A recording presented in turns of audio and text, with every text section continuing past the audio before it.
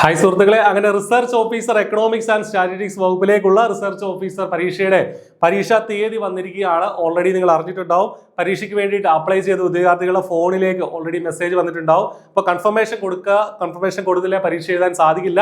June 18-നാണ് പരീക്ഷ. പ്രത്യേകം ശ്രദ്ധിക്കുക, ജൂൺ മാസം 18-ാം തീയതിയാണ് research officer economics and statistics category number 414/2025 എന്നുള്ള കാറ്റഗറിയിലെ ആ പരീക്ഷ നടക്കുന്നത്. അപ്പോൾ കൺഫർമേഷൻ കൊടുക്കാൻ മറക്കണ്ട. ഇനി എന്താണ് സിലബസ് എന്നുള്ളത് നോക്കാം. അതിന് മുന്നേ പറയട്ടെ, ഈ കംപ്ലീറ്റ് സിലബസ് കവർ ചെയ്യുന്ന രീതിയിലുള്ള ഐപ്ലസിന്റെ ക്രാഷ് ബാച്ചുകൾ ഇപ്പോൾ അവൈലബിൾ ആണ്. വളരെ ചെറിയ ഫീസിൽ ഐപ്ലസിന്റെ ക്രാഷ് ബാച്ചിലേക്ക് നിങ്ങൾക്ക് ജോയിൻ ചെയ്യാം. കംപ്ലീറ്റ് സിലബസ് നമ്മൾ കവർ ചെയ്യും. കൂടാതെ ഈ പറഞ്ഞതുപോലെ മോക്ക് ടെസ്റ്റുകളും ടോപ്പിക് ടെസ്റ്റുകളും അതുപോലെ PVQ ഡിസ്കഷൻസ്, ലൈവ് സെഷനുകളും ഒക്കെ ഏറ്റവും നന്നായിട്ട് നമ്മുടെ ബാച്ച് മുന്നോട്ട് പോകുന്നുണ്ട്. അതിലേക്ക് നിങ്ങളെ സ്വാഗതം ചെയ്യുകയാണ്. വീഡിയോ ഡിസ്ക്രിപ്ഷനിൽ ആ നമ്പറിൽ വിളിക്കുക, അല്ലെങ്കിൽ ഗൂഗിൾ ഫോം ഫില്ല് ചെയ്യുക. അപ്പോൾ റിസർച്ച് ഓഫീസറുടെ സിലബസിലേക്ക് പോയി കഴിഞ്ഞാൽ കഴിഞ്ഞ തവണത്തെ അതേ സിലബസ് തന്നെയാണ് ഇവർ വീണ്ടും ഇട്ടിട്ടുള്ളത്. നമ്മൾ കൊമേഴ്സുകാർ കൂടി MCOMകാർ കൂടി ഇത്തവണ അപ്ലൈ ചെയ്യാനുള്ള ഒരു അവസരം കൊടുത്തിട്ടുണ്ടായിരുന്നു. അപ്പോൾ കൊമേഴ്സിന്റെ സിലബസ് ഇതിൽ ആഡാവും നമ്മൾ പ്രതീക്ഷിച്ചു. പക്ഷേ കൊമേഴ്സിന്റെ സിലബസ് വന്നിട്ടില്ല. സ്റ്റാറ്റിസ്റ്റിക്സ് 40 മാർക്കിന്, സ്റ്റാറ്റിസ്റ്റിക്സിന്റെ പോർഷൻസ് നേരത്തെ ഉണ്ടായിരുന്നത് പോലെ തന്നെയുള്ള 40 മാർക്കിനുള്ള ടോപ്പിക്കുകൾ ഇതിലുണ്ട്. കോറിലേഷൻ ഉൾപ്പെടെയുള്ള കാര്യങ്ങൾ, പ്രോബബിലിറ്റി, കൂടാതെ ഈ പറഞ്ഞതുപോലെ തിയറി ഓഫ് എസ്റ്റിമേഷൻ, അങ്ങനെ 4 മൊഡ്യൂളുകളായി 40 മാർക്ക് സ്റ്റാറ്റിസ്റ്റിക്സിൽ നിന്ന് ഉണ്ട്. ഏറ്റവും കൂടുതൽ ഇമ്പോർട്ടൻസ് ഉള്ളത് ഈ ഒരു ഭാഗത്തു നിന്നാണ് എന്നുള്ള കാര്യം ശ്രദ്ധിക്കുക.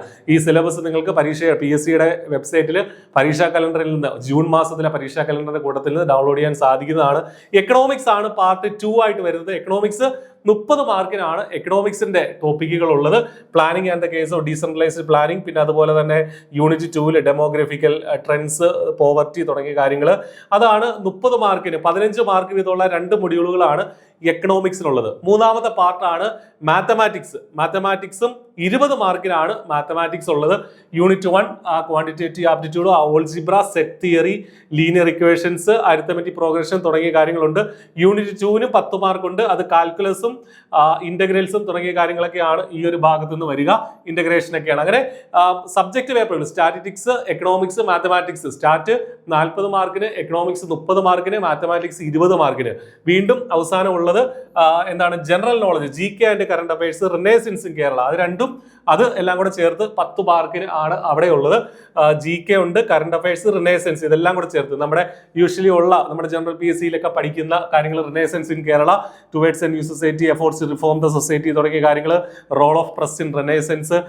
പിന്നീട് നമ്മൾ മേളിലേക്ക് പോകുമ്പോൾ ഈ പറഞ്ഞ റിനേസൻസ് ലീഡേഴ്സ്, ലിറ്റററി ഫിഗേഴ്സ് ഒക്കെ ഇതിനകത്ത് ഉണ്ട്. അപ്പോൾ ഇതൊക്കെയാണ് നമ്മൾ പ്രധാനമായിട്ടും ഈ ഒരു ഭാഗത്ത് നിന്ന് നമുക്ക് പഠിക്കാനുള്ളത്. അപ്പോൾ ഈ അവസാന ഭാഗത്ത് നിന്ന് 10 മാർക്കേ ഉള്ളൂ. ഒരുപാട് കാര്യങ്ങൾ പഠിക്കാനുണ്ട്.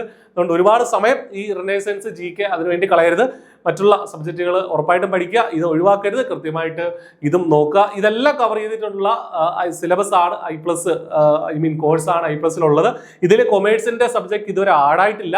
ഇനി നമുക്ക് പറയാൻ പറ്റില്ല. ഇനി മുന്നോട്ട് പോകുമ്പോൾ PSC കൊമേഴ്സുകാർക്കൊക്കെ അപ്ലൈ ചെയ്യാൻ പറ്റും എന്നുള്ളതൊക്കെ മനസ്സിലാക്കി ചിലപ്പോൾ സിലബസ് തിരുത്തുമോ എന്നുള്ള കാര്യത്തിൽ നമുക്ക് ഉറപ്പൊന്നുമില്ല. തിരുത്തിയാൽ തന്നെ ഉടനെ തന്നെ അതിന്റെ അപ്ഡേറ്റ് വരും. അതും നിങ്ങളുമായിട്ട് പങ്കുവയ്ക്കുന്നതാണ്. നിലവിൽ അതില്ല, കൊമേഴ്സ് ഇല്ല. ഈ സബ്ജക്റ്റുകളാണുള്ളത്. അപ്പോൾ കൃത്യമായിട്ട് സിസ്റ്റമാറ്റിക് ആയിട്ട് പഠിക്കാനായിട്ട് ശ്രദ്ധിക്കുക. All the best. നന്നായിട്ട് പഠിക്കുക. Thank you.